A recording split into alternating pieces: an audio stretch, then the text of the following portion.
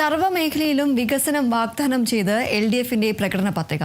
60 ദിന വാഗ്ദാനങ്ങളുമായി എൽ.ഡി.എഫിന്റെ പ്രകടന പത്രിക മുഖ്യമന്ത്രി പിണറായി വിജയൻ കോഴിക്കോട് പുറത്തിറക്കി.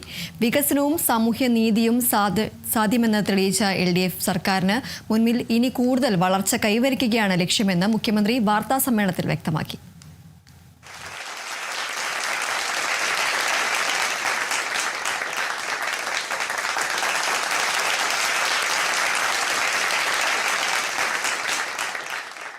ക്ഷേമ പെൻഷൻ 3000 രൂപയാക്കി വർദ്ധിപ്പിക്കുമെന്ന് വ്യക്തമാക്കുന്ന എൽ.ഡി.എഫ് പ്രകടന പത്രികയിൽ കേരളത്തിൽ കേവല ദാരിദ്ര്യ നിർമ്മാർജ്ജനമാണ് പ്രധാന വാഗ്ദാനം.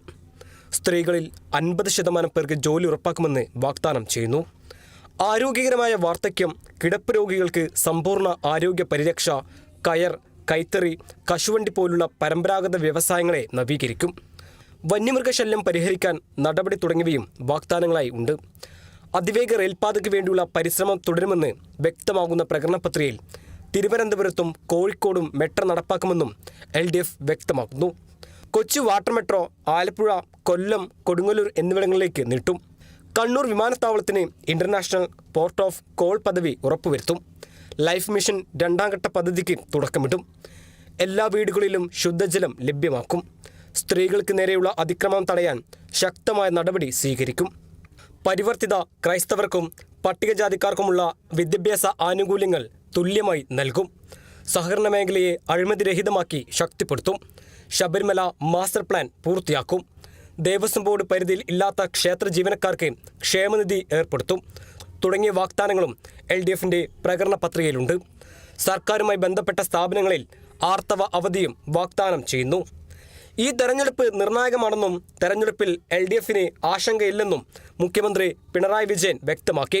നേരത്തെ എൽ.ഡി.എഫ് കൺവീനർ പറഞ്ഞതുപോലെ 60 ദിന പരിപാടിയായി സംക്ഷിപ്തമാക്കിയിട്ടുണ്ട്. കേരളത്തെ വിജ്ഞാന സമ്പദ്ഘടനയിലേക്ക് മാറ്റുന്ന പ്രവർത്തനം അടുത്ത 5 വർഷത്തിനുള്ളിൽ പൂർത്തിയാക്കലാണ് ലക്ഷ്യമിടുന്നത്. കേരളത്തെ കേവല ദാരിദ്ര്യരഹിത സംസ്ഥാനമാക്കും. നമ്മുടെ സംസ്ഥാനത്ത് എല്ലാ സാമൂഹ്യ സുരക്ഷാ പെൻഷനുകളും 3000 രൂപയായി വർദ്ധിപ്പിക്കും.